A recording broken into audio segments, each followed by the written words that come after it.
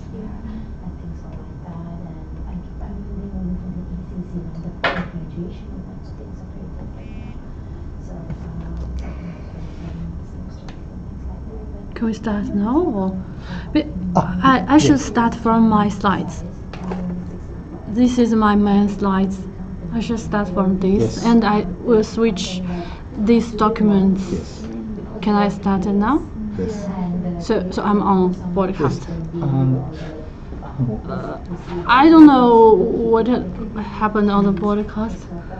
Can I just It has already started. okay. So I just follow my Yes, document. hello. Cover report? Yeah. Peter, yeah. So, Can I start now? I'm not sure the quality about on the broadcast. Is it okay? It has already started, so just start your session. Yeah. It's 5 students. Probably. Yeah. It's okay. The Dr. Greg told me 5 students.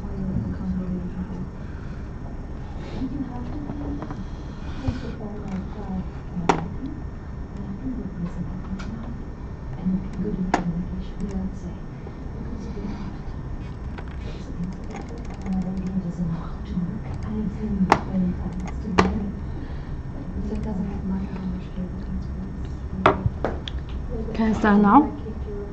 Or can I start now? Yes. I can start now.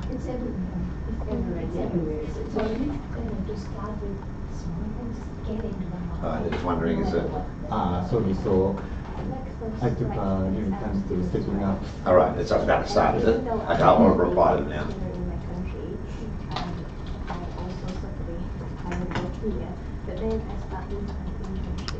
Hey, could you? So I started now. My session. Yes, please. Oh, okay. Hello everyone. Pay attention. Let's get our math class started now. Yeah. Good evening, everyone. Very happy to meet you guys here to this ACC P2 Corporate Reporting Math class. Before I get the math class started, and I wanted to do a very brief introduction of myself. My name is Chloe, and I did Master of Professional Accounting in the University of Sydney. I did my bachelor degree in international accounting as well, so always accounting. And now I'm a ACC 4 member. I started my ACC study in 2008 and finished all the examinations in 2010 within 2 years. About my work experience, I work in China Construction Bank as management accountant for 3 years, and I taught ACCA about 2 years. This is about me. Let's talk about the schedules tonight. This math class will be about 2 hours, and in the first hour I will share some exam techniques to you guys, and then let's go through the marking criteria in different sections of P2, and I will show you the frequent topics which were tested in the past P2 papers, so you can get a better understanding what will be asked in the real examinations. And we will do a very quick revision about IFRS 15 and 16, the two recently new IFRS. In the second hour, we would like to walk through recent past examination paper, which is 2017 one together. I will give you 2 examples how to answer narrative and discuss questions in your exam. And finally, I would give some revision tips, and you are free to ask any questions after the session. Yeah. Okay. All right. Yeah. How is you guys' revision about P2 going now? We only have 1 month left. Did you go through all the notes, basic standards? I just always goes with the pocket notes and things. Pocket notes. So like quick notes for Quick standards. notes, yeah, that always works for me rather than like going into the more detail and more into the past exam papers. Oh, past exam paper. You have gone through some past exam paper already. How many? I just like choose like the consolidations. I kind of can't like console. Okay, like one this from June, from December, and things like that. Yeah, so I cannot tell how many of them. Yeah. So you only did some the more relevant questions linked to the more likely topics in this June exam, like it's more like that. Okay. Yeah, it's more precise. Oh yeah. So did you review some like framework? No, not yet. Standards. How about other guys? Yeah, I went through the standards and tried to make my own notes, and then now I'm going through past papers. Past papers. Yeah. Oh, so you know about past papers? Did you do past? Both have a register. Yeah, So we're planning to take this P2 in September. In September session. Oh, do you know September session P2 will change its study guide? I will talk about it later on. So the June session is the last old P2 session. So you should remind about this. How about the P2 gonna combine with other? Not combined, not like P1 and P3, but it will change the study guide and maybe will change some question types in new P2. So if you are going to do P2 not in June, but in September, you'd better go through new syllabus about P2. Yeah, that's my advice. We will talk about later. Yeah. In this class, we are based on the old P2 schedule. Yeah. All right. Oh, you look very nervous. Don't be nervous. Basically, the content would be changed a lot based on the standards, but maybe the strategy and the question types will have a significant difference from the old ones. So you should do more revision about new styles question. Yeah. And about P2, we would like to talk briefly about the requirements in P2 courses. I think all you guys have finished the F7. F7, yeah. But the requirements in P2 is quite different from the requirements in F7. In P2, we are expected to have better understanding about the standards and advanced knowledge and is required in P2. You need to analyze cases because the cases in P2 is way messy than the cases in F7. For example, like in F7, the cases will be much easier. The examiner will tell you, this is intangible assets. So how to treat these intangible assets, like you recognize assets and do the amortization about these intangible assets. And it will, in F7, the examiner will tell you, I use IAS 38 to do the intangible assets.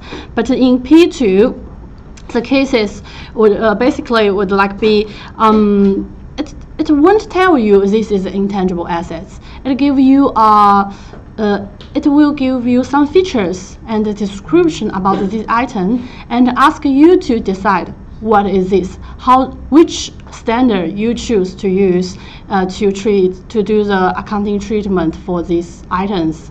So in P2, the knowledge expected is how to analyze the cases and apply your understanding about accounting standards in real business cases. So you should make your professional judgment and communicate with markers. You understand the standards and how you conclude the conclusion in your answers. do you understand? Yeah. So in P2, you should discuss these cases. Maybe some students ask me, if I give the wrong conclusion, the opposite conclusion with markers, can I still get some marks? Yes, you can. If you refer to the correct standards and give some evidence from the cases, you can still get marks from the marker, even you did the wrong answers. Okay, so this is P2. So you should base on your analysis about these cases, and we will give you more examples later on. Let's talk more about P2 examination. This examination is 3 hours writing time and 15 minutes reading time. Let me show a past paper. Yeah, this is a past paper in March and June, and yeah, we can see this is you will get the same version in real exam. Your exam paper will basically the same as this one. Looks like the format, and we can see you will be given 15 minutes reading time. So here, let's talk about what to do in this 15 reading time. What do you guys do in 15 reading times in your previous examinations? Choose what question you're going to do in Q2, Yeah. Great. My suggestion is the same as this gentleman. Like, first thing you should do is not rush to the question 1, the financial reporting, and your strategy should be choose the correct question in section B. Because in P2 examination, the section B you will be given 3 questions, and you only need to attempt 2 of them. So this is a strategy to choose the question you're most comfortable with and confident with in section B in these 15 minutes. So because you have no time to, yeah, it's good to choose question, because you will feel very nervous in writing time, and the time is very stressed when the writing time starts. So when your mind is still clean, choose 2 questions in section B. It basically will take you about 10 minutes or 8 minutes to choose a question. You may go through 3 questions in section B and choose 2 in 15 minutes. What to do in the residual minutes, like 5 minutes or 6 minutes in the reading time? My suggestion is read through all the requirements of P2 paper. Yeah, because it's good to start reading with knowledge about what you are going to do in these 3 hours. So in the after you choose 2 questions in section B, my suggestion is to read through all the requirements in P2 examination, in the examination paper. All right, this is small tips for this 15 minutes reading time. Basically 2 things: choose question and read the requirements. All right, and let's talk more about the exam format. As we know, there are 2 sections in P2 examinations, section A and section B. Let's look at the past paper together. This is section A. Yeah, there will be 3 sub-questions in section A. This is the question A in section A, you will ask to do a consolidated financial statements. All financial statements may be asked, like consolidated financial position or P&L, OCI, cash flow statement. But change of equity never tested before. So you only prepared these 3 statements is enough. And some students ask me which statement has the highest probability to be tested in the exam. I'm not a fortune teller. I cannot 100% to say which one, because let's look at some figures in past papers. You will get some initial impression which statement is most important. I summarize some.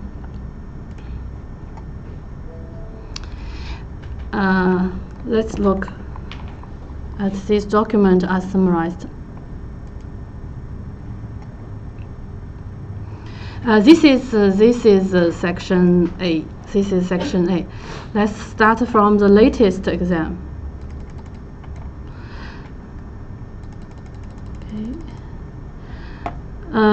In September and December 2007, P&L and OCI. Then March, June, balance sheet, P&L, OCI, and then cash flow statement. Cash flow statement in this question, indirect method is tested. 2015, balance sheet. Okay, we can see balance sheet, P&L and OCI. Financial statement, cash flow statement, indirect method, and financial position. So we can see the most asked statement is financial position, then P&L, OCI, then cash flow statement. Only indirect method is tested before. So it's very hard to say what will tested this year, but cash flow. Many students is very struggled with cash flow. Personally, I feel balance sheet and P&L is easier, but I'm not saying it will be tested next exam sitting. So your revision strategies go through one each of them. Like you should prepare anything, but like the direct method for cash flow or change of equity will never tested before. So I think you don't need to put effort on these 2 statements. Any other 3 statements, find some past exam paper and choose to get familiar with these statements. Yeah, this is section. Sorry, go back to the slides. This is about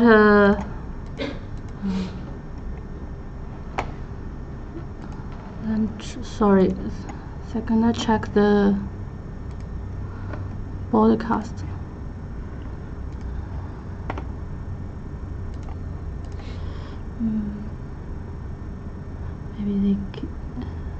Maybe the audience cannot see the slides.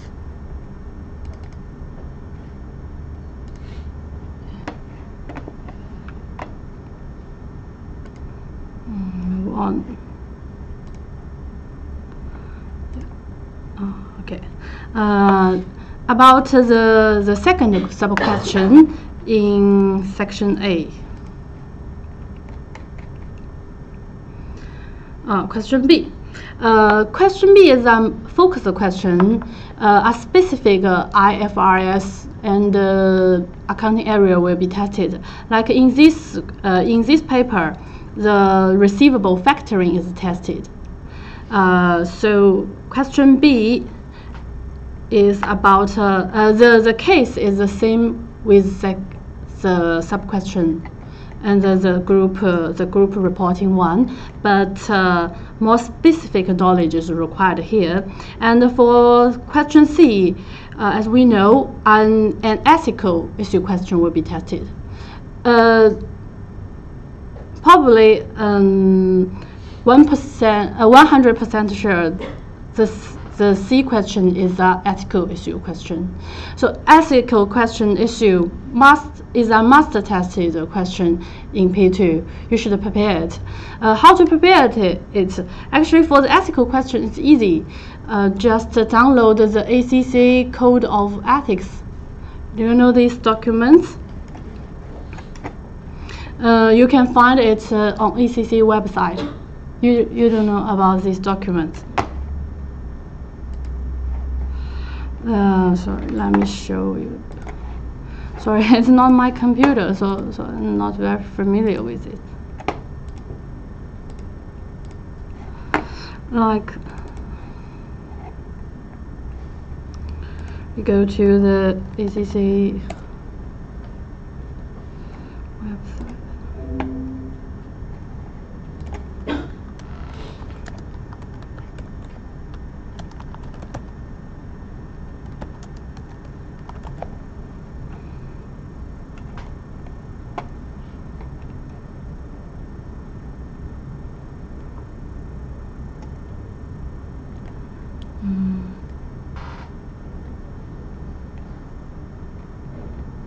I can see professional ethics at the end of the paper.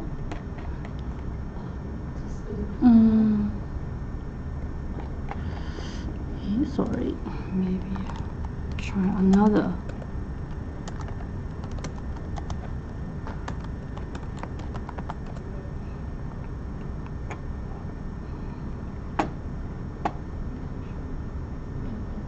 I think it is.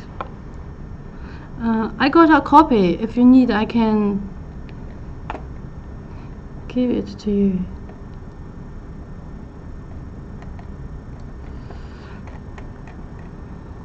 It's somewhere in there anyway. I got a copy. I can give it to you after the class. This is about the some five requirements like integrity, professional conduct, confidentiality. So remember these codes and put some in the ethical question. And we will go through an ethical question later on together, and you will know how to answer this ethical question. Okay. Yeah. This is about the section A. Totally, the section A was 50 scores.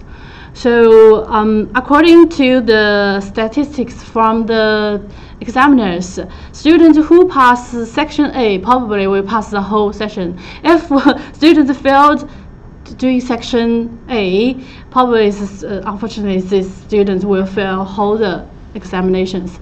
So make sure familiar with group accounting, consolidated financial statement, and ethical question. It's very easy mark to get.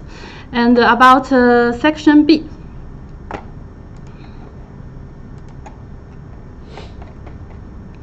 There are three questions in section B. Question 2 and question 3. Basically, they are similar. We call it mixed questions. There will be 3 to 4 small cases in question 2 and question 3.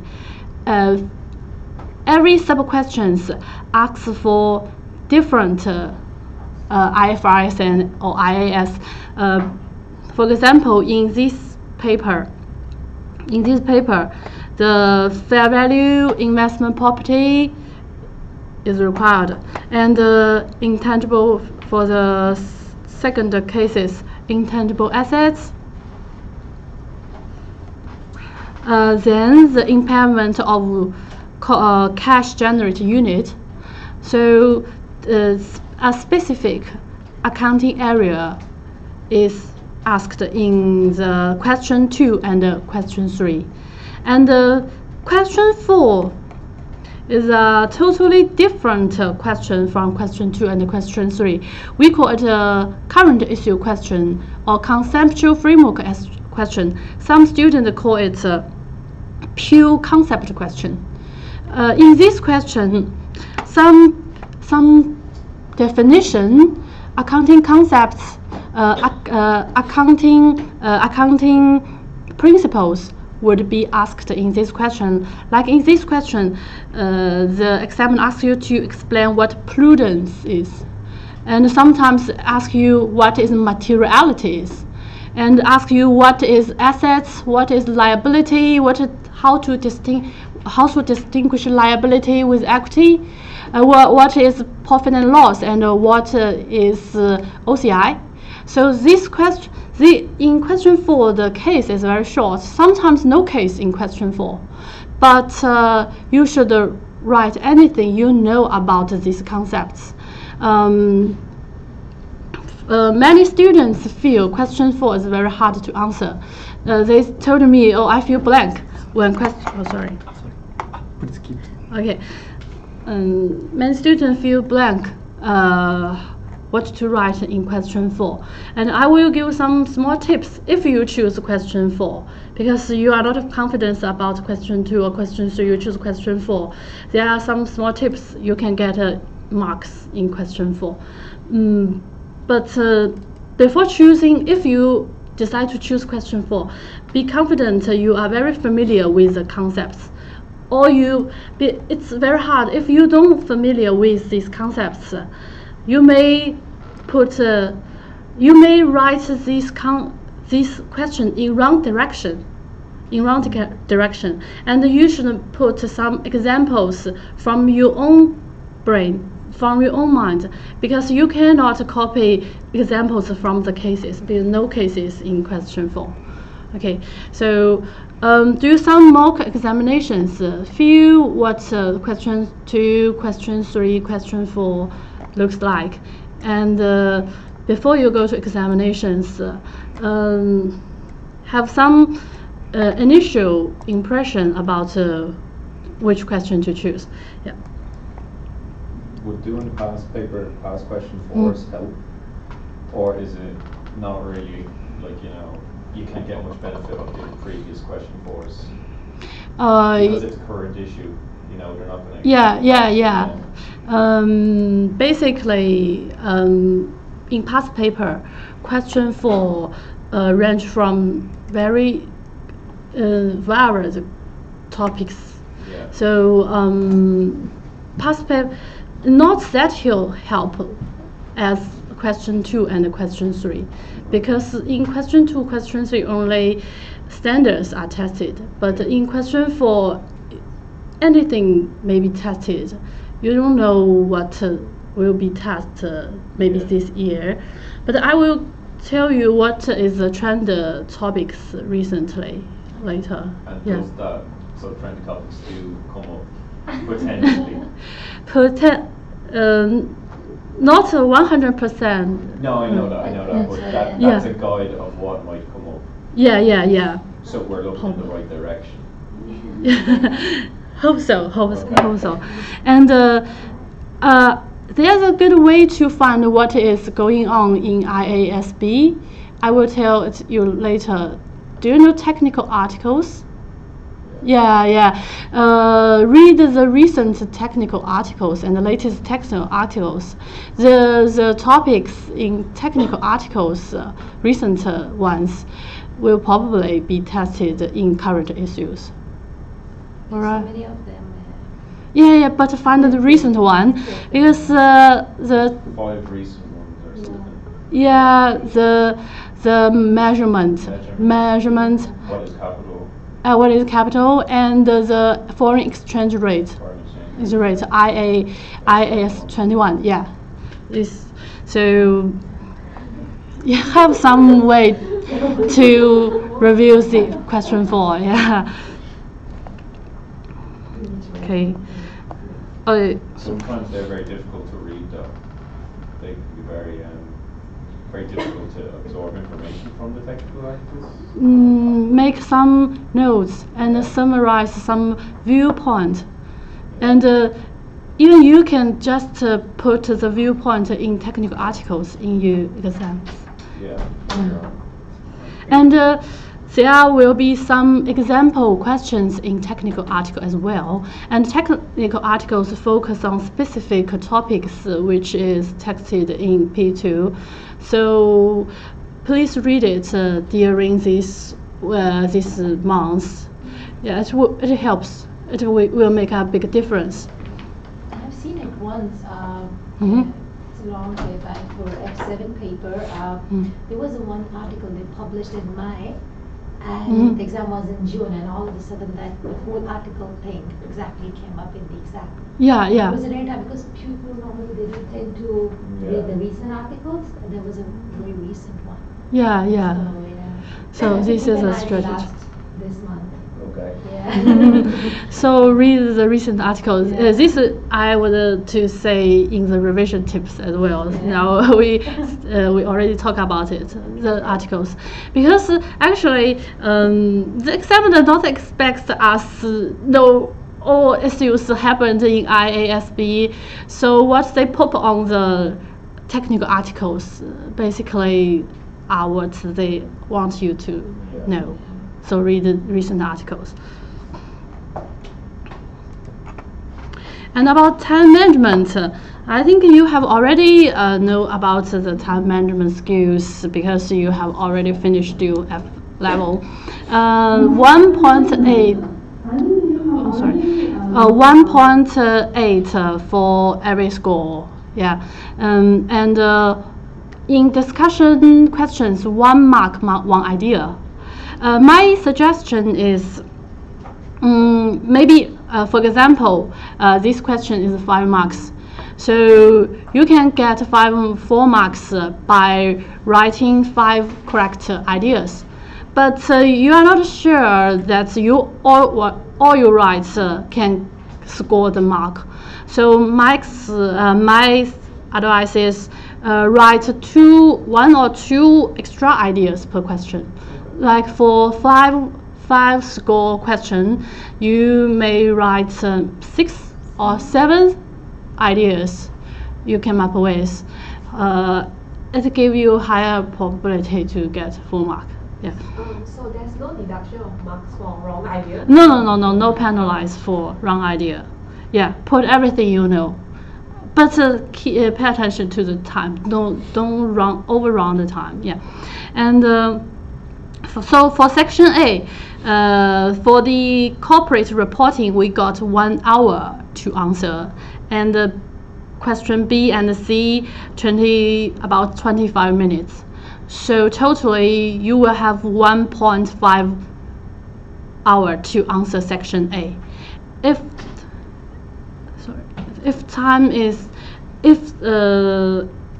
you didn't finish section A in 1.5 hour, just stop, move on, leave some space.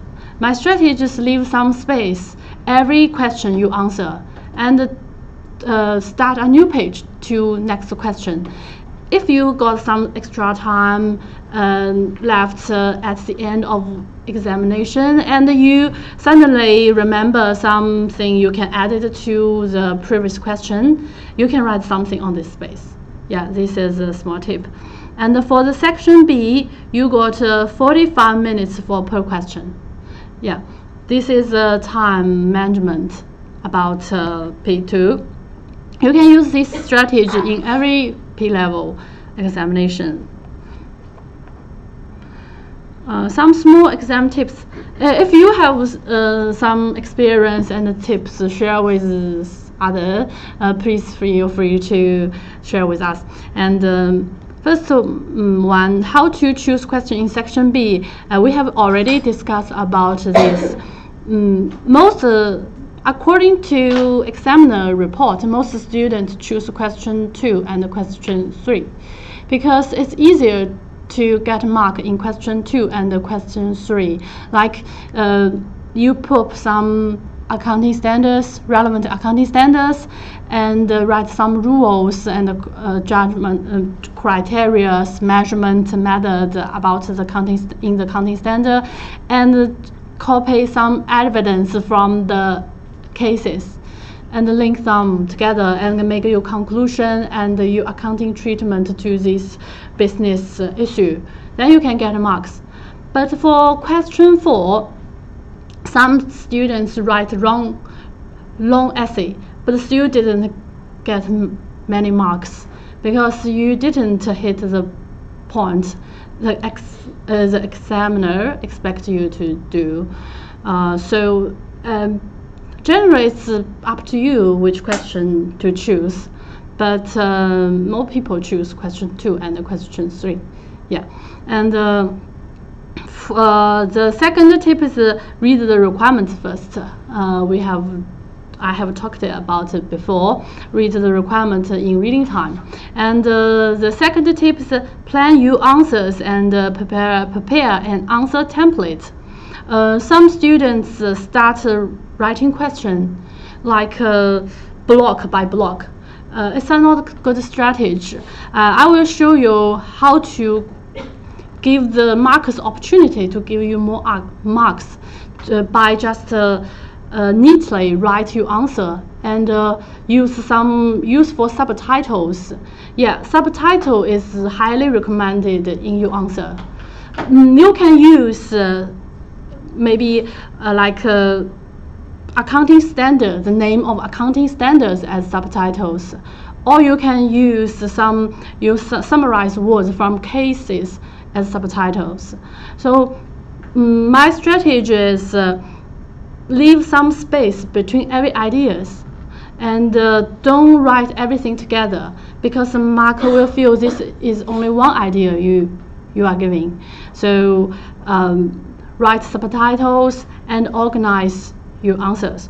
And then short essay format rather than bullet points. Yeah. Because if you use all bullet points, not complete sentence or academic format in your exam, you will lose your professional marks. There will be 4 professional marks in section B. The professional marks is given based on your English writing quality, your professional format about writing. Yeah. So if bullet points all the answer, so you cannot get the professional mark maybe. And then a small tip about how to apply standards. You don't need to write a long sentence, the original sentence in accounting standards, because original sentence and the criteria is very complicated and long in accounting standard. Just give some keywords. Yeah, put keywords together. It's fine. Like for example, the definition of fair value is very long in accounting standard. But if you just write like orderly transaction in market or in the measurement date, at the measurement date, you can get 2 marks because you mentioned the measurement date and the orderly transaction. So only some keywords is needed to apply the standards. Don't write so many long sentences. For the standards, you can use bullet point. You can use bullet point to explain your standards, but don't use any bullet point to analyze your cases. Yeah, and yes, this is maybe the girl the topic the girl care about. June 2018 is the last old P2 examinations. Start from September. The P2 will become strategic business reporting. There is some materials about new P2 examinations on ACCA website already. From these materials, we can see new P2 will be more discussion questions in P2 examinations, and the syllabus and the study guide and the question style will change. But we don't know how will the new P2 examination will be. So my suggestion is please work hard this month, pass the last old P2 exams. That's what I was wondering, like what if not in September it's gonna be entirely different things, right? Maybe I don't want to be negative, but yeah. not maybe not totally different. Will be some different. And like P1, P2, P3 is combined to a new paper. Already? Yeah. It will So start. P1 and P3 are gone? Yeah, P1, P3 will gone, and a new one called Strategic Business Leader, 4 hours exam, more bigger exam will come.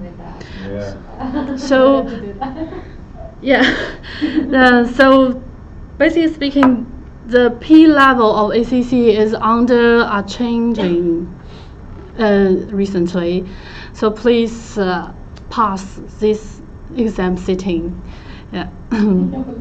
or you yeah, because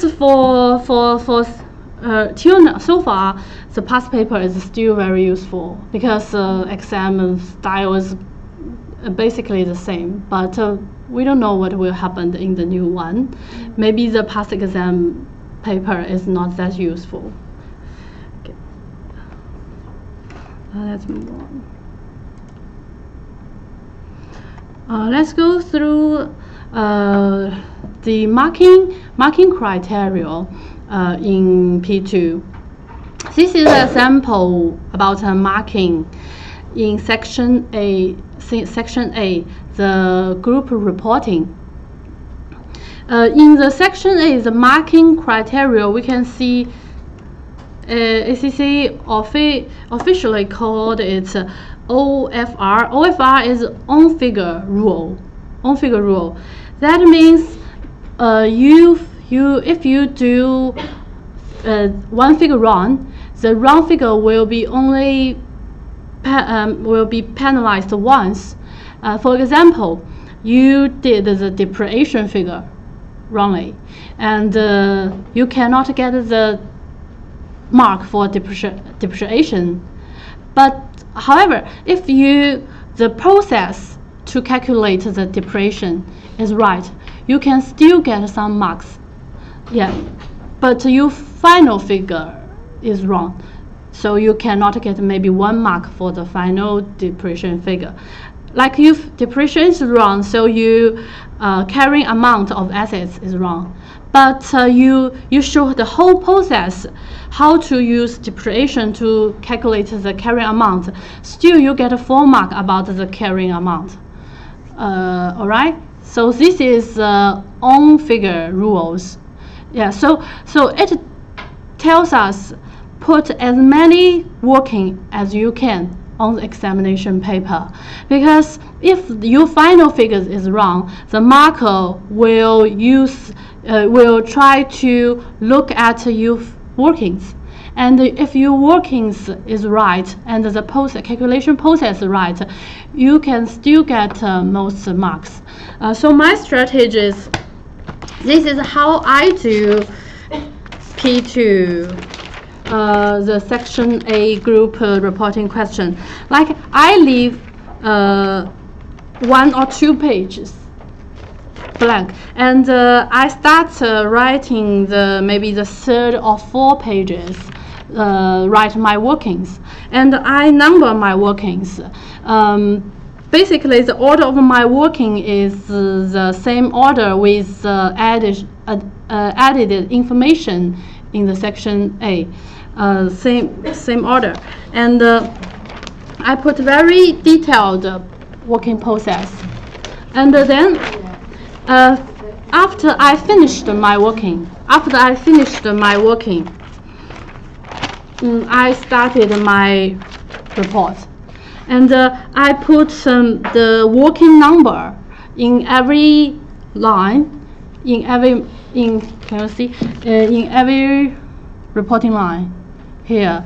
So maybe my final figure in the reporting is wrong, but the marker will use this reference, the working reference, to find my workings. in the following page and give me marks based on my working. So this is my way doing the section A to gain as many marks as I can. And I found some students only do workings, no statement. The statement page are blank. My suggestion is you'd better to write some simple. You better to put the format at least the format on on the first and the 2 pages, because you can get some simple marks by just doing some simple added up works. Like some figures are very easy to get. Just added maybe some items called other liabilities. You don't know what other liabilities. You just added maybe the parent one with the subsidiary ones together.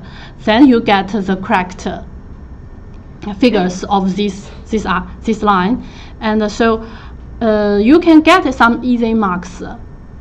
So don't leave the statement page blank. And another thing I want to mention is don't be bothered with the total figures. No marks for the total figures. Even your balance sheet is not balanced. It doesn't matter. No one make balance sheets balance in P2. Yeah. So don't bother with the total figures. So the most important thing is you're working, and put some format, some easy line into your financial statement. Yeah, and this is the marking criteria in section A. And for the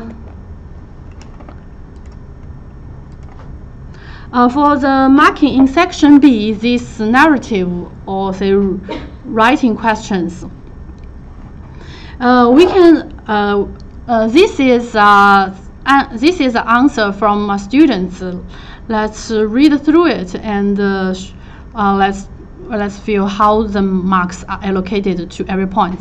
Like this question is about how to decide the fair value of a company, of the share of company. This is a question about. So the student wrote like, fair value is a value obtained in an ordinary transaction between market people and is an exit price. 2 points here, like ordinary transaction between market people. Actually, this is not a very professional words. This is not original words, from fair value standard. But the understanding is here, so 1 mark. And an exit price. Actually, this is a word from older standard. No words in new IFRS 13. But still, this word is right. So another point. So for this example, we can see that you only explain definition in standard in very common way, not very professional or advanced words needed. If you cannot remember every sentence or in accounting standard, but show your understanding about the understanding, you can still get the marks. And then the student talk about there are 3 levels of hierarchy: level 1, level 2, level 3. Here only 1 marks is given, because actually the total marks is 3 here, but the student didn't explain what level 1 is, what level 2, what level 3. So only 1 mark for the students know there are 3 levels for fair value. Here my suggestion is if you want to get 3 marks, at least you should put some keywords in every level. Like for level 1, you should mention like active market.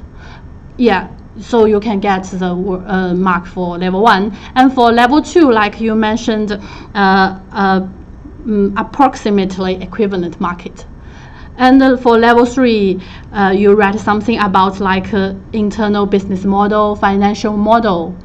Then you can get the 4 marks.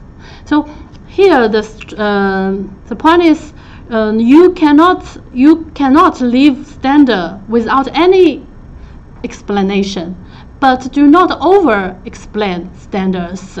You don't need to write everything you know about the standard on, but just write some keywords. And because this question is asking about how to use 3 levels to judge the value of company share, you should tell the markers you know what 3 levels is. Yeah, if the question is not about the 3 level, it's only about what fair value is, you should do more explanation about fair value, like market value, judgment at the measurement day or something. Maybe you don't need to explain what 3 level is. So it's based on what the question is asked for. Yeah, all right. Yeah. So here the student missed 2 points in explaining about the 3 level. Then move on. IFRS 13. This is old standard says that level 1 should be maximized and level 3 minimized with level 2 in middle. It doesn't make any sense. This is not talking in this standard. The students just writing something, maybe maybe just want to get some, assume can get some marks, but this is not the accounting standard that, so no marks here. Waste of time here. Yeah. And then the student write that there was public information available, and there had not been a decline in trading of the shares. Also, newly issued shares were fully subscribed. This is what the students copy from the cases. This is what I said in cases. So it's very easy to link cases with standards. Just write some relevant points in cases. What is the case? And summarize your understanding about the case to support your judgment. So here the students talk about why level 1 is used, not level 3. So the students copy some sentence from the cases. 3 marks here because the case is analysis. So it's very easy. So remember, if you don't know what to write, maybe in question 2, question 3, some simple evidence in cases will give you some marks. And then the student talk about valuation was incorrect because of the use of level 3 valuation technique when the level 1 valuation was available. 2 marks here because the student talk about the original treatment is wrong in the case, and if level 1 is available, you cannot use level 3. So 2 points here. When the last paragraph, when the company sells the shares, they would incur unreal losses that would have been incurred with a proper valuation. Actually, I have no idea what the student talk about here, so no marks here. It doesn't make any sense here.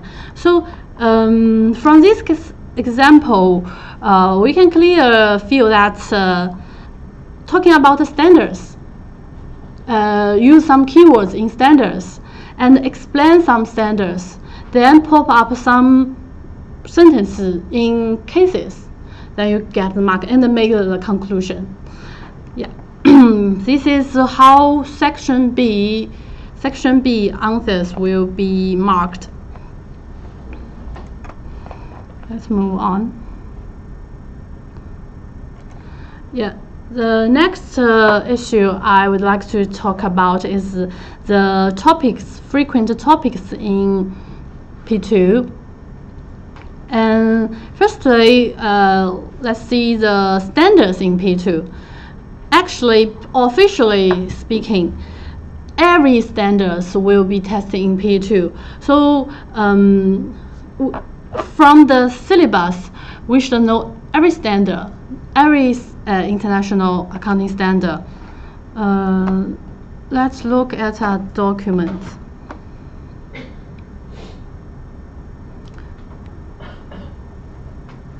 Oh, sorry, the document is.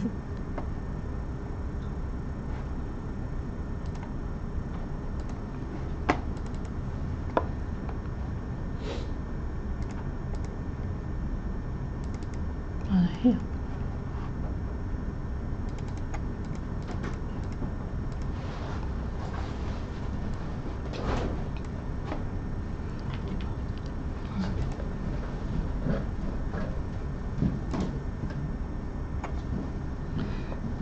Every standard will asked in P2, but some students ask me which standards are more important. Actually, the examiner didn't put equal weight to every standard. Which standards are more important? This question can be answered in past papers. Let's look at frequent topics tested in past papers. And Please keep quiet.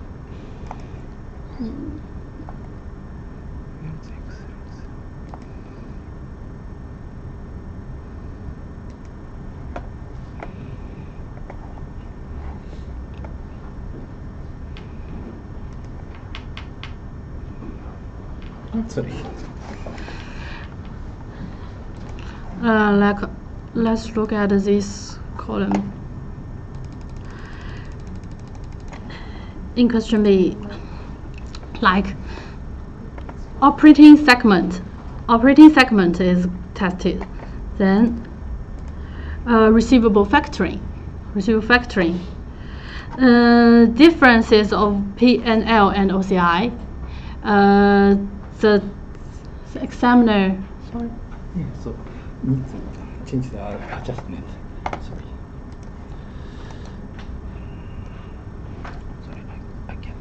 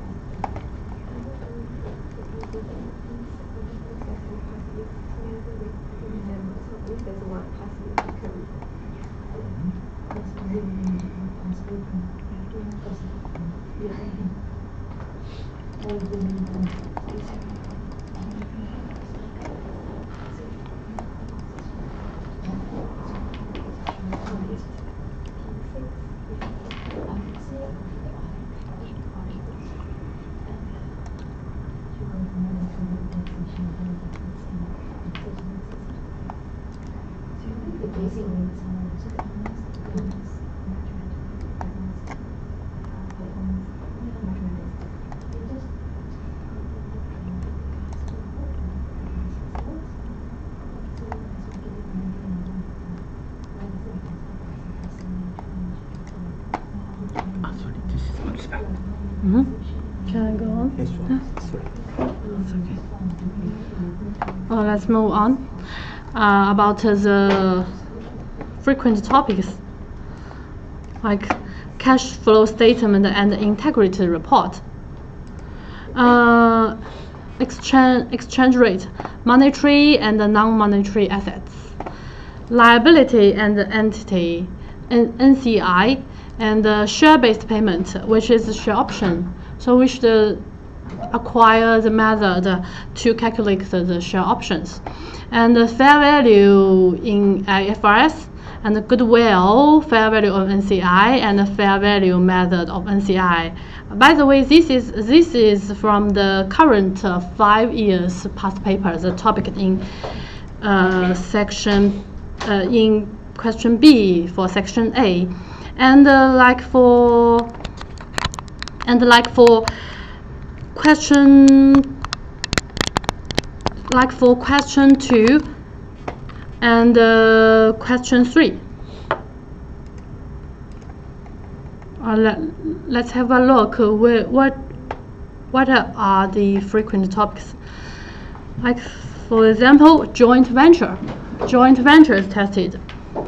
Revenue recognition as an agent, and control and financial control concepts, and financial instruments, like investment property, intangible assets, impairment of corporate cash generate unit, how to decide functional currency.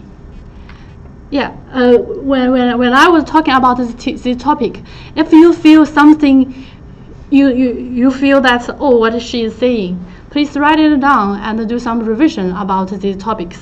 Yeah, and like intangible assets, which is about the trademarks. Disclosure of related party. There's a standard about this issue. So if you don't know the rules about disclosure of related party, go to find this standard. Like fair value of land, brand name, and market and shares. Actually, in standards, there's some example about this, the fair value to decide these business items. And like intangible assets, income statement, revenue, deferred tax, fair value. So fair value is a pretty frequent topics in past exams. So make sure you are very familiar with IFRS 13 fair value measurement.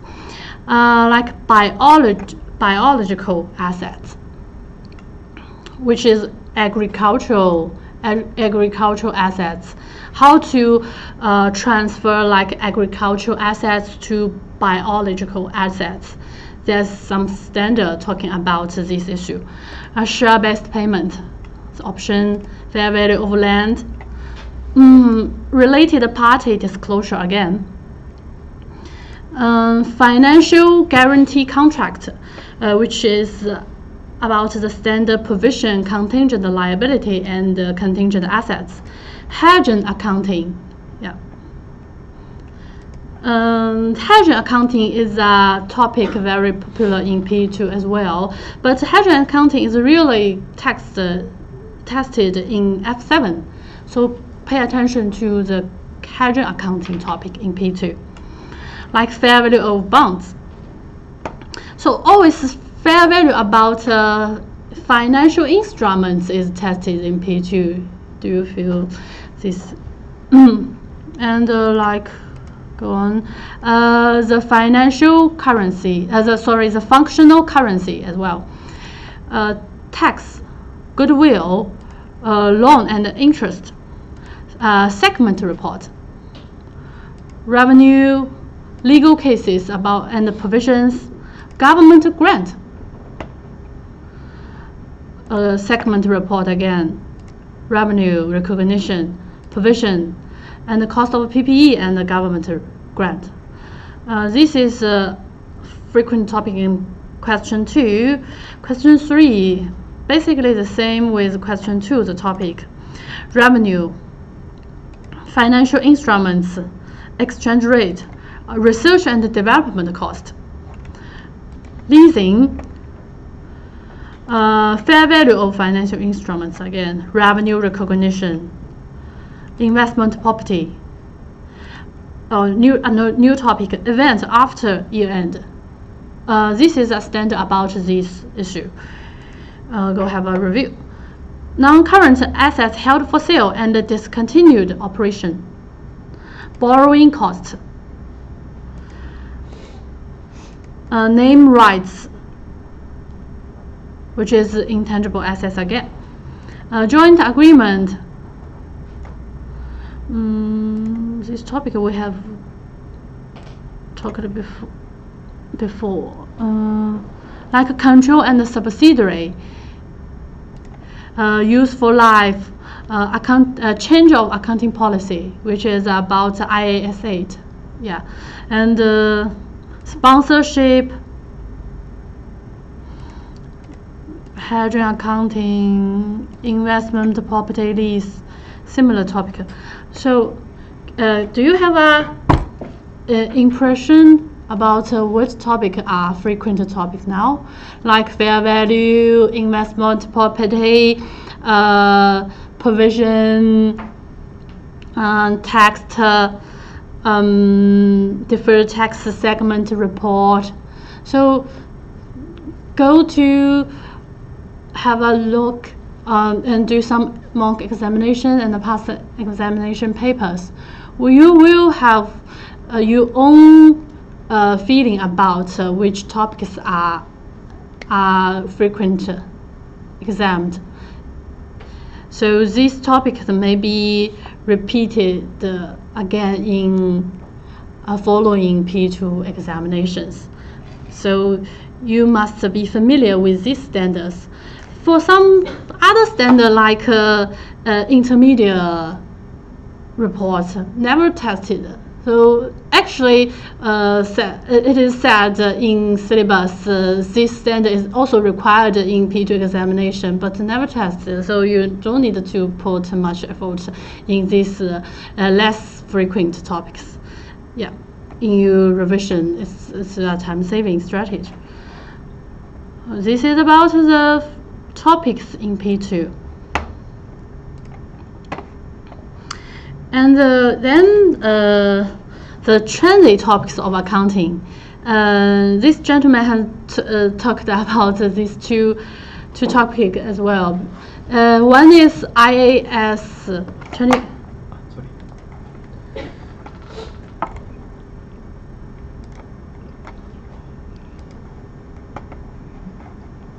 Oh, I should click the Yes. when I change the. Yes.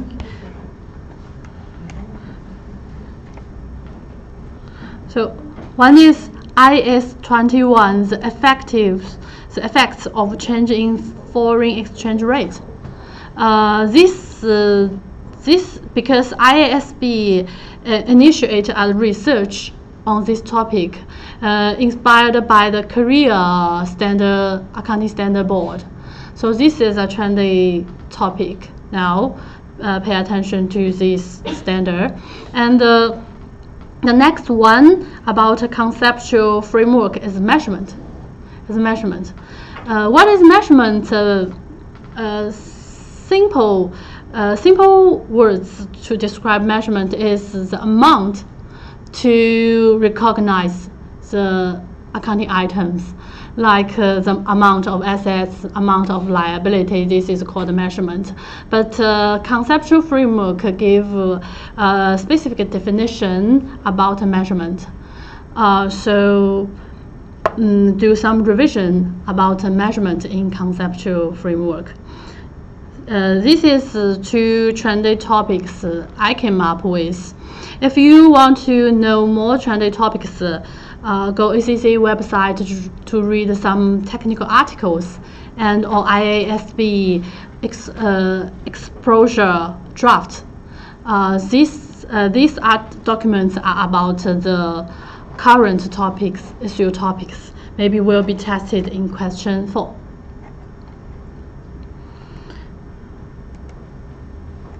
Next slide.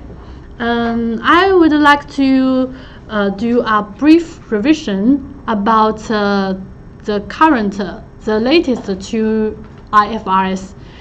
One is IFRS 16, leasing. Another is IFRS 15, revenue recognition. For the IFRS 16, we will no longer be tested about how to distinguish financial lease, operating lease, because no these items ever. Do you know this? Because if you go to some past papers, some previous past papers, the leasing standard tested always asks you to tell the difference between two leases. But now there are only two methods for leases. One is the main we call a single model for lease term, which is Sorry. For lease term, you can see longer than 12 months, and for the assets value is higher than $5,000. So we all adopt the single model. We recognize a right of use asset in our in our balance sheet, and we recognize a lease liability in our balance sheet. So this is how the new standard treats the lease term. For the right of use assets, the recognition and the treatment is very similar as the PPE. IAS 16 one. We use the cost for the initial recognition, and then we do the depreciation. We use the lease term as the useful year. All right, and for the lease liability, we use a very useful tool, which is a liability tables. Do you know liability table is? When we do some financial instruments calculation to do the interest to unwinding the liabilities, we use the liability tables. If you forget about this tool, do some revision, maybe in financial instruments and in some lease term, in some leasing contract, these tools are widely used. So this is about the IFRS 16. If the lease term is less than 12 months and the value of assets is less than 5,000, we use simplified accounting, which is very similar as the operation lease before. We just make an expense in our profit and loss statement, and divide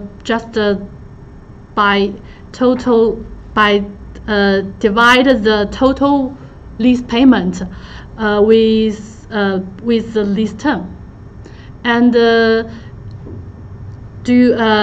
every year we expense the rent in our P&L, but we do not recognize the right of use assets and the lease liability in our financial statement. Do we reflect an accrual for that?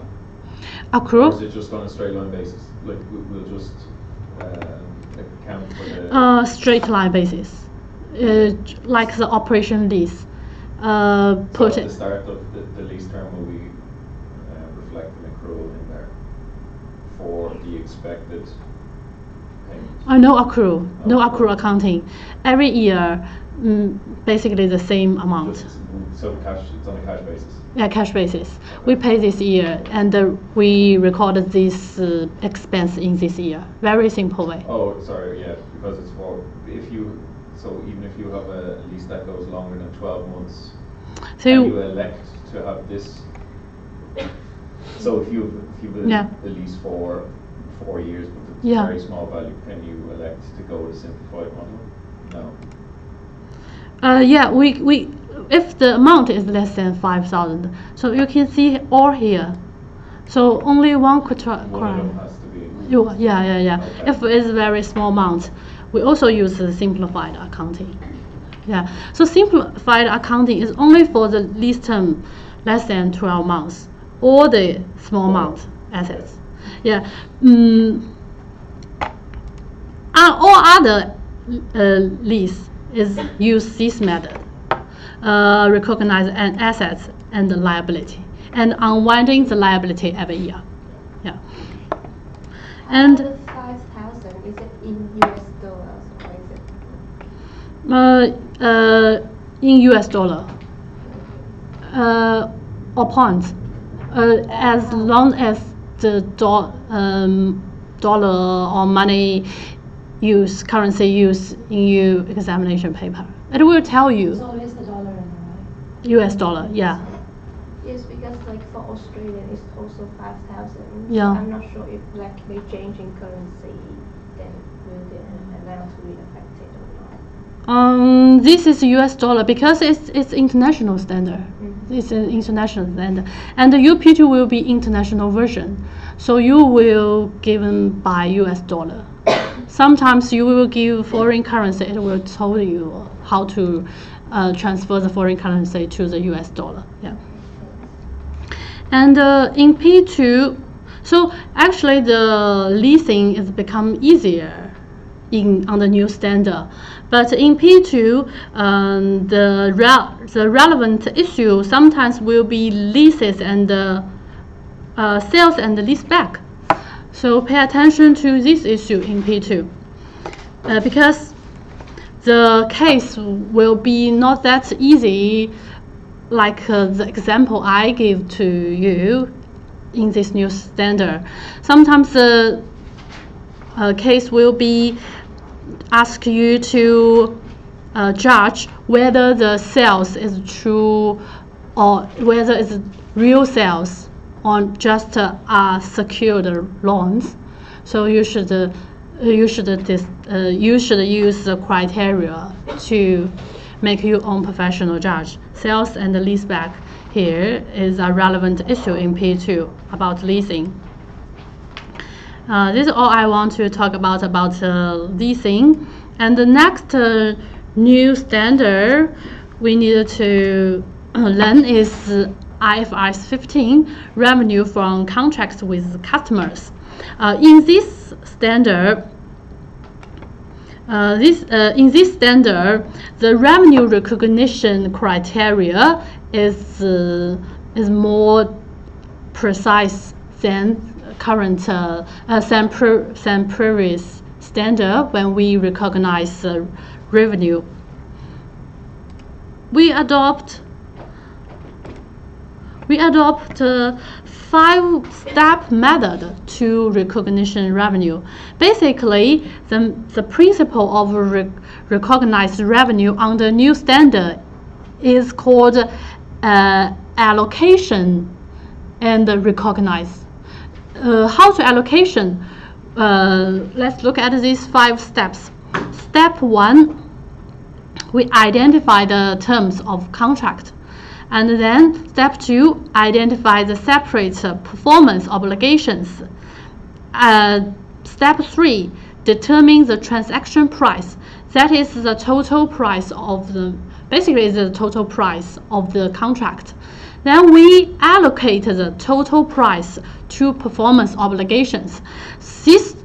For these performance obligations, which are the obligations should conduct by you to recognize your revenue, and once you finish your obligation stated in the contract, then you can recognize the revenue for this obligation. I will give you an example later on. Like for the then step 4, allocate the price to performance obligation. Step 5, recognize the revenue when obligations are satisfied.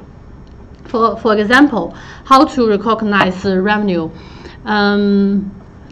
If Adele, how to recognize the revenue for Adele's world tour?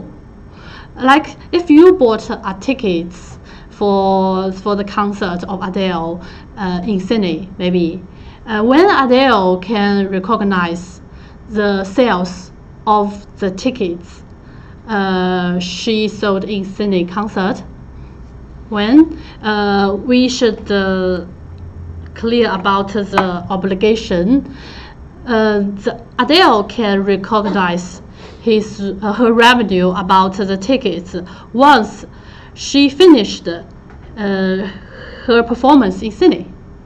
Then the tickets you bought for the Sydney concert of Adele can be recognized as the revenue. Do you understand this term? Yeah. So obligation and the price should link together. Here, this is what asks for the IFRS 15, the new standard.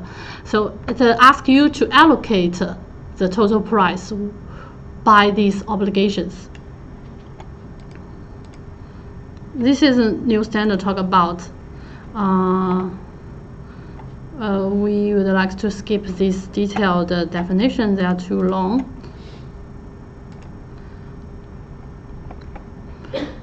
And the other issues related to this new standard, which is principal and agent. We may distinguish between the principal and agent because only principal can recognize the revenue. As an agent, you cannot recognize the revenue by yourself. You can only gain some like fees, commissions as an agent. So in P2, always ask you to judge whether this company is a principal or agent. Yeah, and the second issues here is the repurchase and agreements. Sometimes we sell something and record as a revenue, but we repurchase it with an option, or we repurchase higher than fair value in the future. So this is not a real sales in accounting perspective. Maybe this only a secured loan I mentioned before. So this issue always be discussed in P2 examination, repurchase agreements. And another issue is bill and hold arrangements. This always happened in whiskey or wine industry. Sometimes it takes a long time for a product to be mature. So the manufacturer will sell the whiskey or wine to bank, to gain some cash from bank to improve their liquidity, and then they after the wine be matured, and the manufacturer will repurchase the wine from the bank maybe higher than the fair value. So this is called a bill and hold arrangement. And finally, the issue is consignment sales. This always happened in motorcycle industry. Some 4S shop display the mobile or cars for the manufacturers. But they cannot. But the risk and the reward still retain in these manufacturers. If the shop cannot sell the mobile for these cars, so the shop can return these cars to the manufacturers. So even the manufacturer delivers the car to the shop, but at that moment they can still do not recognize the revenue. Once the car is sold by the shop, then the manufacturer can recognize the revenue. So this is called consignment sales. This is always tested in P2. So remember these issues. You should make some professional judgment based on this new IFRS 15. If you're not very clear about these issues, do some past paper and revision. Okay, let's move on. This is some knowledge and tips I would like to share with you in P2.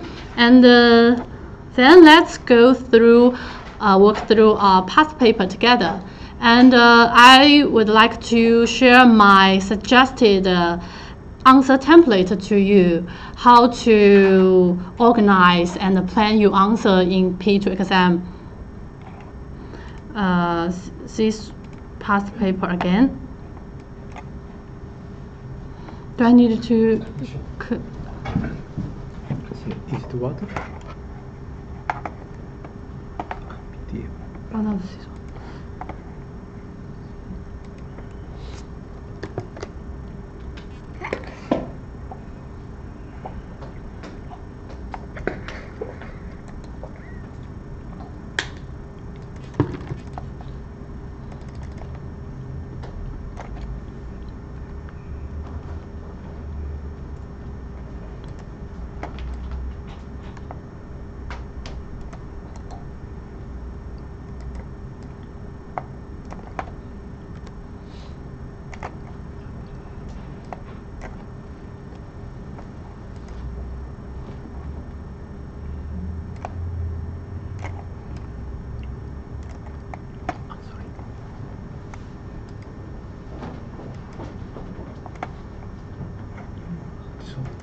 Which one? Oh, this one. Yeah. Thank you.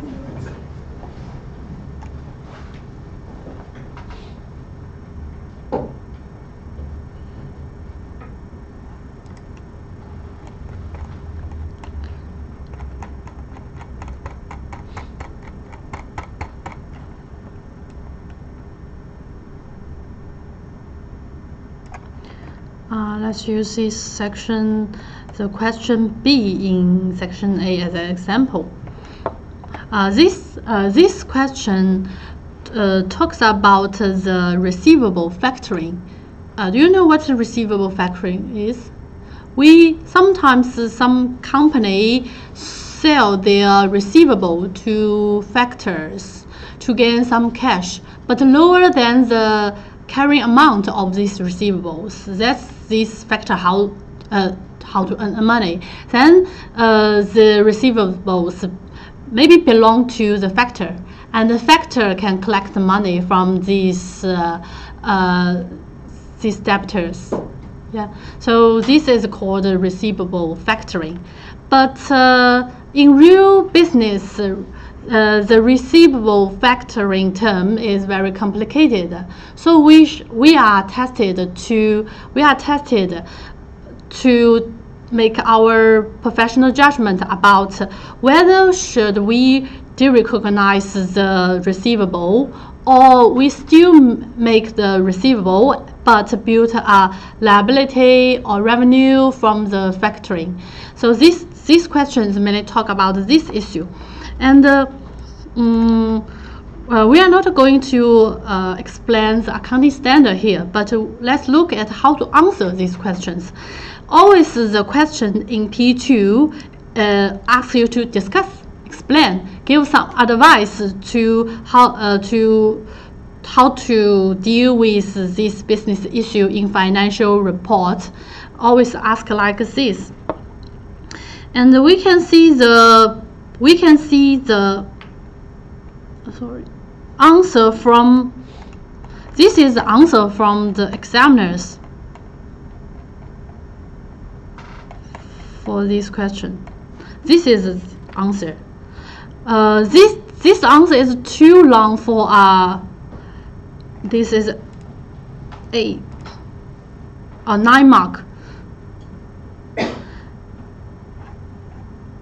You are not expected to answer so many ideas in real business, in real examinations, because you have no time to answer so many ideas. This answer is called 200% answer.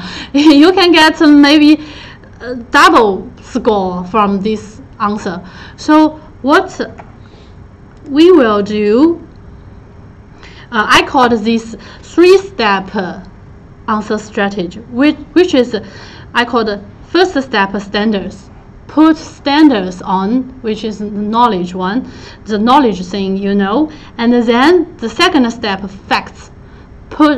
Just easily copy some facts and find some evidence and proofs, and in the cases. The third step is treatments.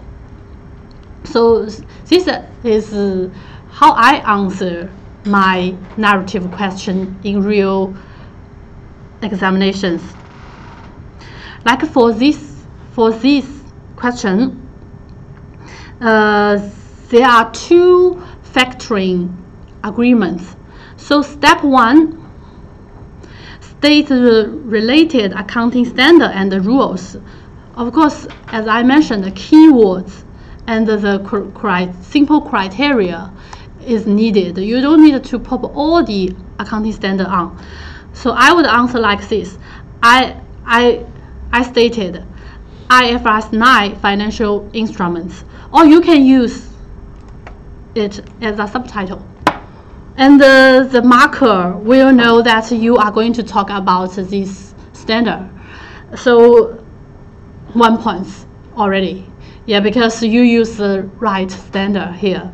And then I answer requires this company to consider the commercial substance rather than the legal form of the debt factoring agreements. And there are three criteria to judge whether you should derecognize the receivable factoring. So I use bullet point strategy here. Just simply listed 3 points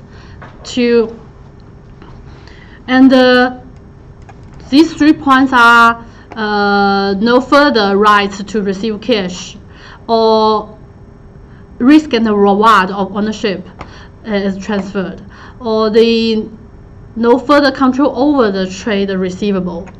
So you will get 3 marks for listing the derecognition criteria here. This is step 1. Put the knowledge on. Sometimes the question is not only about one standard, but firstly put the main standard on. If you want to talk about some other small standards, put it maybe later. Firstly explain the primary standard in the first step, and then the second step, find facts in the case to support your judgment. How to make judgment? Because you have already put 3 decision criteria, you just need to find some evidence to match the evidence with these 3 criteria, right? Like for the agreement 1, I said the factoring is non-resourceable substantially all the risk and the rewards, because I talk about the risk and the rewards in standard. So I said the risk rewards of ownership have passed to the factor, and the probability of an individual default is low, given that there's low risk credit risk. Blah blah blah blah. These things are which I copied from the cases. So put the cases on, you will get 2 or 3 marks here. And step 3, give the accounting treatment. Then maybe you will need to do some calculations here. The amount of the receivable you should recognize. How much is the receivable you should derecognize, and how to treat this question talk about a guarantee, and the guarantee will treat it as a liability here. So here is the 3 steps. I didn't explain very detail about this knowledge, but please remember these steps: standard, facts, and accounting treatment. Yeah. If you organize your question like this, you can get most mark.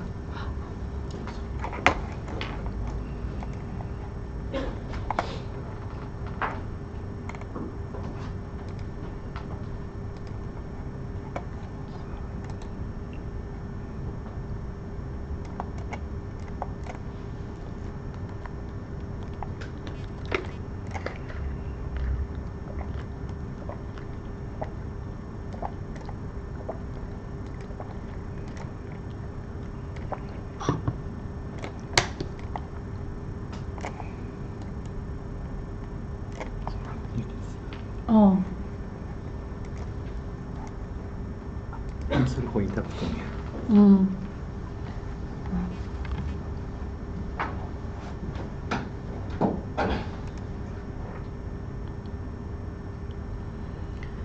This is question B, and we also can use this 3-step strategy in the question in section B for the question 2, question 3, because a specific standard is tested.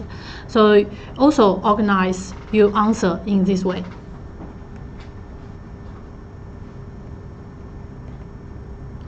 And another example is about how to answer ethical questions.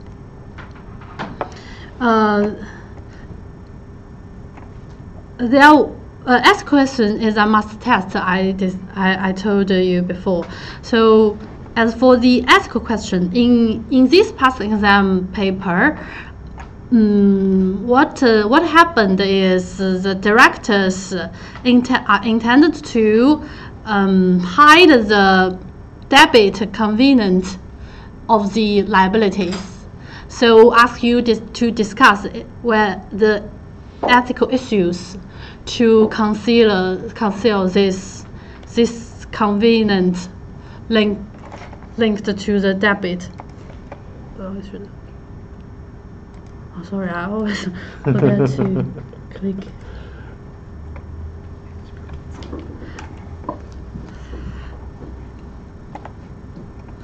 In ethic issue questions, the case always about an ethical dilemma situation. So what you are going to do?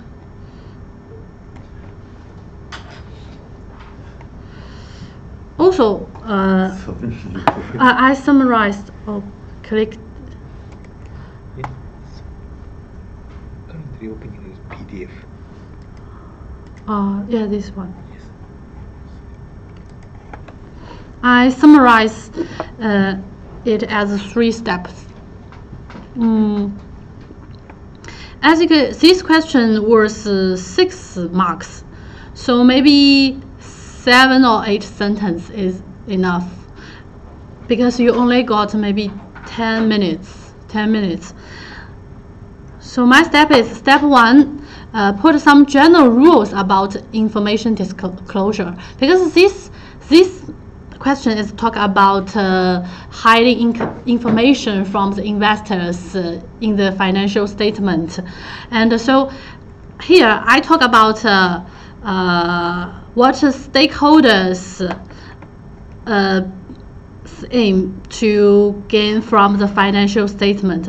Then I talk about what the responsibility of directors in disclose information to investors. Then I link the case back to the general rules, because here the directors are going to hide the convenient of the liability from the investors. So here I talk about why convenient is very important information to the investors from the financial statement. This is a actually they are very general knowledge here. Even without the case, you can talk about these things, what investors need, what director's responsibility. But here only the convenient is from the case, because the case is talk about this issue here. So in this first step, as far as I'm concerned, only maybe 2 sentences is needed. Talk about some general things about this issue. If this issue is disclosure, you talk about what the stakeholder intention, director's responsibility, what issue happened here. And then step 2, state the facts in the case again and its influence, because if like here, if you hide the convenient contract of the liability from the investors, there will be off-balance sheet finance. So you talk about the off-balance sheet finance here, and talk about the influence about to hiding this liability from investors. What will happen if you hide these informations? So copy some facts from the cases and talk about the influence and some ethic issue influence or public interest influence here. One thing I want to mention is like the influence is not only about investors. Sometimes you should talk the public and the society influence as well, because it's even this topic is not about the public. It didn't say anything about the public interest, but you talk something do make sense, you can get some marks.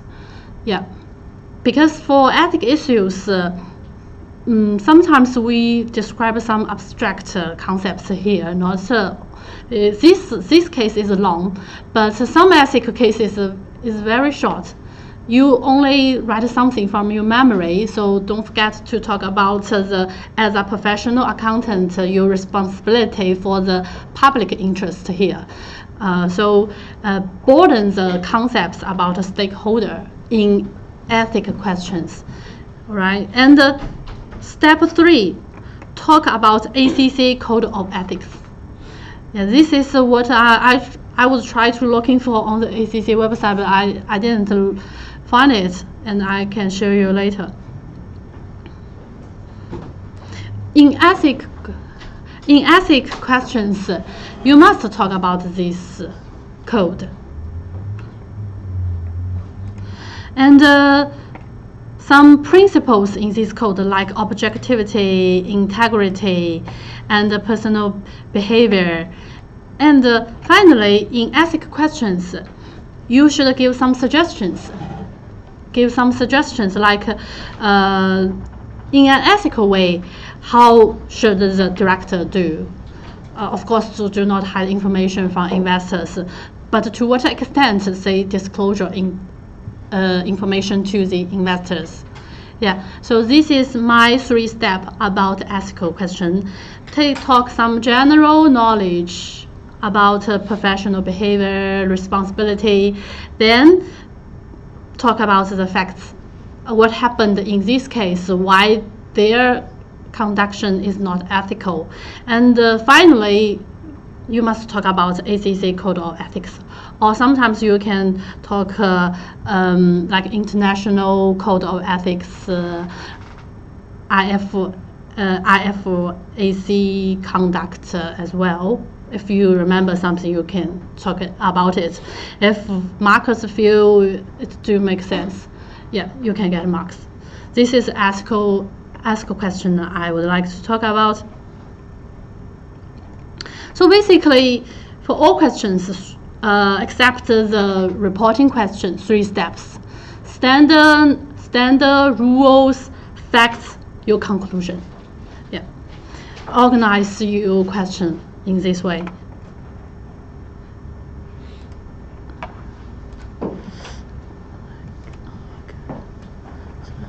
PowerPoint? Oh, the PowerPoint. This one. It's antique word. Antique word. Antique this word. Yes. Okay.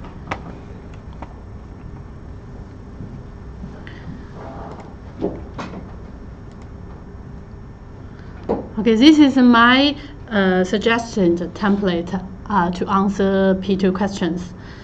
Do you have any questions so far about the examination paper, strategy, time management? No? I hope I provided all I know to you. Yeah.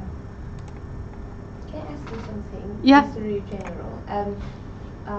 In the 15 minutes reading time, Yeah. can I highlight or write anything on the question paper? You can. You are allowed to do some marking notes on the question paper, but you cannot write anything on the answer papers. Yeah. Okay. So like if I decided like I take question 2 and 3 at first, and then in the remaining 15 minutes, what should I do? Like should I start to read the question 1, or should I like read the question 2? Or if you still have got some minutes left in reading time, my suggestion is if you already finished the requirements reading, you can start to read the question 1. My suggestion is don't skip question. Start from question 1, because question 1, you probably know what you are going to do. Consolidated financial statement in question 1. So start with the question 1, because question 1 was 35 scores. And my suggestions, you can like what I would do if I got some residual time in reading time. I would summarize and take some notes about this added information. This information.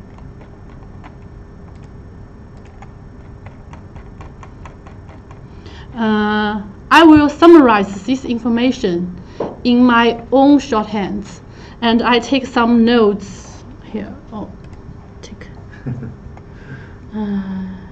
this one. Yeah. What I did is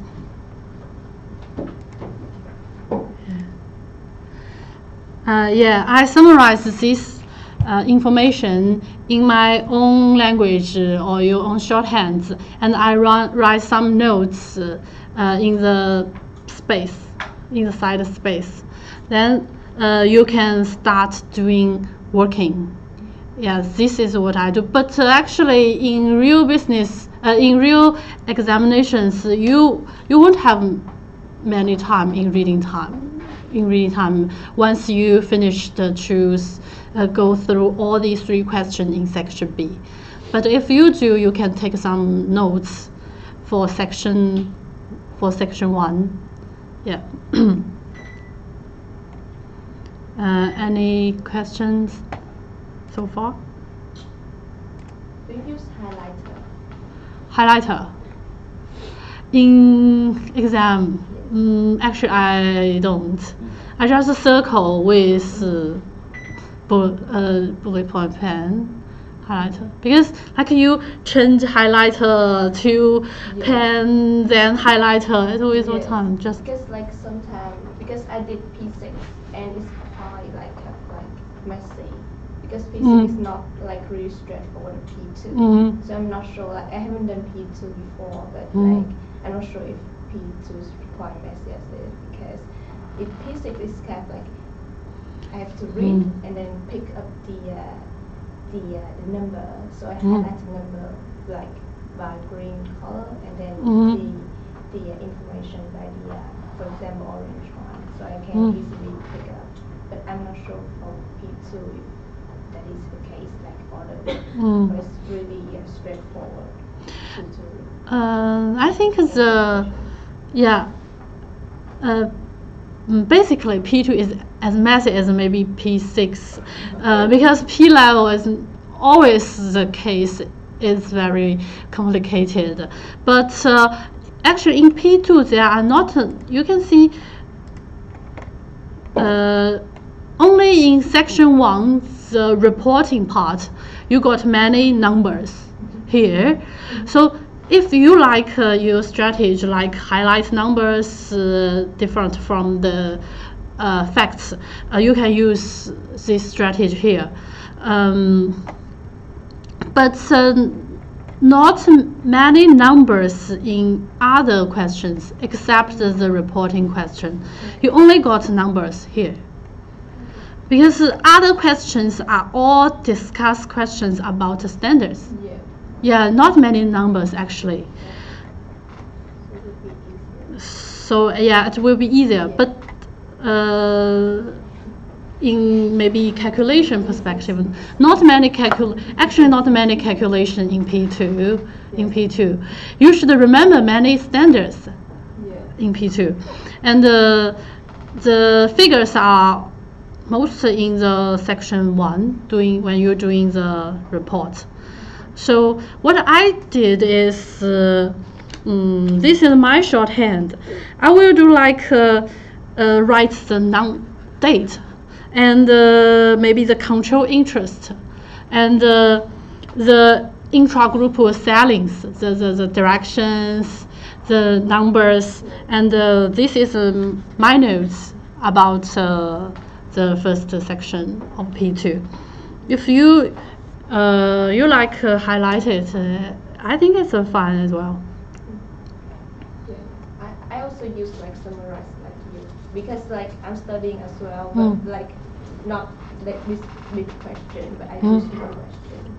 So I also use like summarize like who's parent, how many control interest percentage, things like that. Oh yeah. Yeah, but like I'm not sure for the big case, if that works or not. Okay, I try.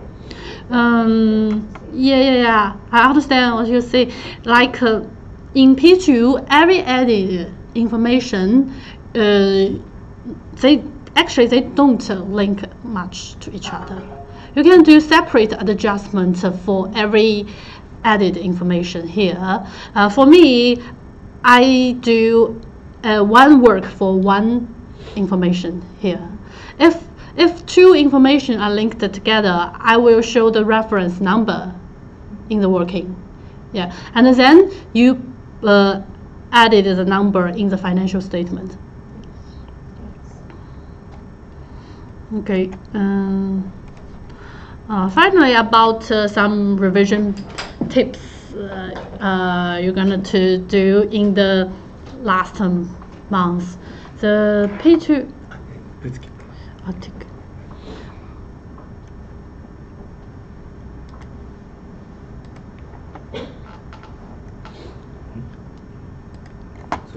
Revision tips. In the last month, the most important material, I think it must be the past papers. How to fully use the past papers? As I said before, familiar with the group reporting questions, because it is a master test question. Like pick any type of financial statement in past papers. The question won't be changed a lot. This is a very easy marks you can get from P2 because the question type is very limited. The adjustment would be like intra-group transaction, impairment of goodwill, step-by-step acquisition, like disposal of subsidiary, change of control interest. Won't be anything else, just this limited content.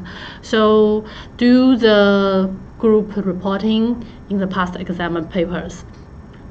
Don't forget to do the cash flow statement, because some students don't know how to do cash flow statement. I don't know why, because many people can do profit and loss and balance sheet, but they don't know how to use indirect method to do financial cash flow statement. So don't forget about this statement. Although it's really tested, but it have been tested 2 times already in recent 5 years. So you still should acquire the skill doing the cash flow statement. Past paper. And this is for section A. For section B, these fixed standard questions do what I did.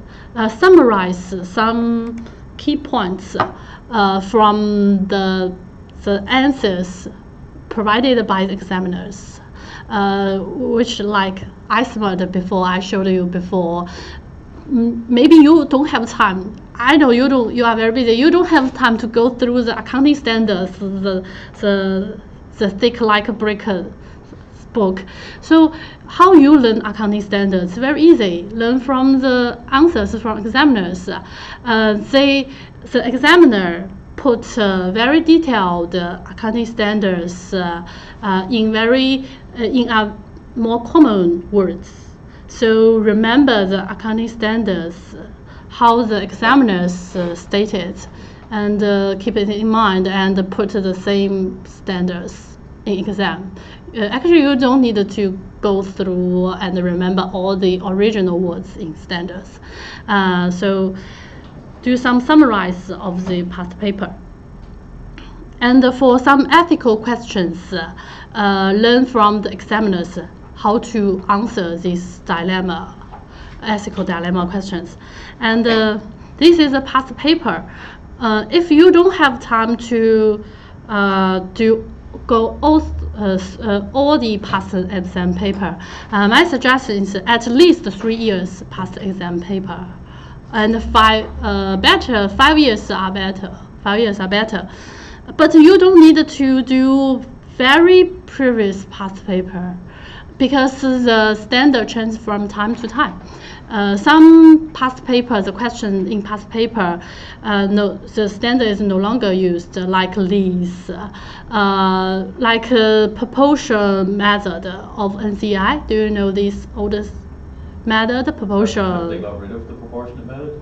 No proportion method. No proportion method recently, or all about NCI is fair value method now. Okay. Yeah. And for other revision materials, going through LSBF notes, because our notes are very clear and updated. For the current issue, my suggestion is doing technical articles. Do you know how to find the technical articles? You know? Yeah. And the order for the technical articles on website is the current one is on the top.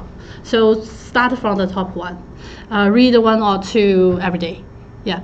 This is the revision tips. Any questions for the exam P2? No question? Yeah. Great. Good luck on your examinations next month. I have a question. Like, Yeah. if I'm doing self-study or Yeah. ACCA, so like how long should I prepare? Like how long should I study? Study from zero, or you have already finished the basic knowledge of P2? Zero. Zero. For P2, actually, this revision time is maybe 1 month, I think. For study, I think it need. I don't know. Do you did basic accounting courses or? Yeah, you mean the basic one, the F1, the F1. F1. I get them exempted. Have you finished F7? I get exempted from my bachelor's study. So you did accounting in bachelor. I think for you maybe 2 months, 3 months, totally 3 months, like 2 months study for the basic knowledge of P2 and 1 month for revision. Okay. So is it like I need to study every day? Officially speaking, yes, because every standard is tested in the P2. But I have told you which standards are more important, are frequently tested. Alright. Yeah. So what I need to do is just buy textbook, past year. Yeah, past year papers. Paper. Yeah, if you only have 1 month left, No, I'm not going to do it on June. June, yeah. I'm not going So I think start from basic notes, then doing some questions. Start from like sample questions in notes, then move to the past papers, because sample questions are easier than past year questions. simple questions. Yeah, in notes box. In the textbook. Yeah, there are some simple sample test questions. Basically, they test for specific knowledge or a standard. Then start doing these sample questions first and move to the past papers. Because question past paper are very complicated and tested more knowledge and standards in one questions. Yeah, because actually I'm planning to get my P4. P4, Yeah, done in September.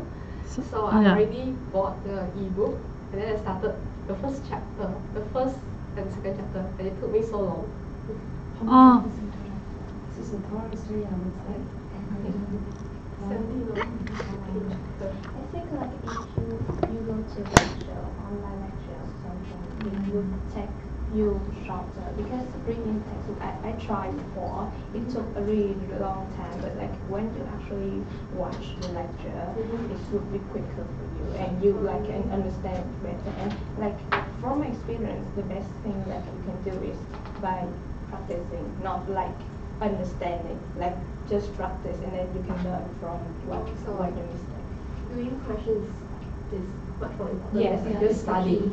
Yes, like you can listen to lecture at once and then to to know the basic concept. And then after you start attend question. If you don't understand something, go back to lecture and then watch it again. So And you can purchase this LSBF lectures on it? Or just the whole course instruction? Is it the Singapore one or Either like GPs and Yeah, I think it's better for me to not take the P2 in September because there is no past paper. Yeah. For the new P2. Yeah. So what other courses you recommend for me to take the first one? they're all P1, P3. P1, P3.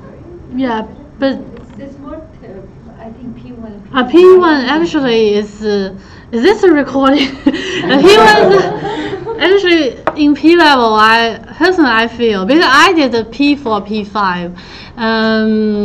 P2 is P2, P4 maybe the most hardest, and P1 is compared to this is easier. It's What's easier. P2? recommend.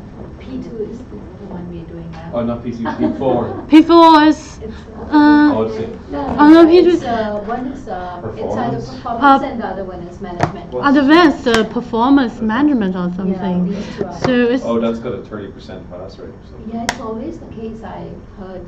Which one you recommend for the optional papers? option in P. Apparently auditing is very closely linked with P2. Yeah, that's what The I standard P7. 7. P7. Yeah. Mm. Taxation? no, taxation is really hard, and if you Yeah. Actually, taxation and auditing is very hard. I choose P4, P5. So you go through with those two papers, Mr. Wei? Me, I Obviously, yeah. I passed it. I passed all the exam at first attempt. Yeah, but I didn't do very well in P4. P4 is more about financial knowledge, so like hedging, risks calculating. Yeah, P4. But P4 is easier than P7 because P7 you should write many words, and auditing. You should have very good understanding about the logic between financial reporting and accounting system. Always auditing is the hardest. For P4, calculation. So sometimes you don't understand what you are calculated. Just remember how the formula, the steps, and do the past paper. You can pass it. So for students, my suggestion is P4, P5. Yeah, if you get some auditing experience, I think P7 is not very hard for you. If you go at P2, then you can go for P7 because actually P7 is just checking what the person in P2 does. Like if you go to P2, you definitely can go for P7 because you can bring all your knowledge from P2 to P7. It's combo anyway. Yes.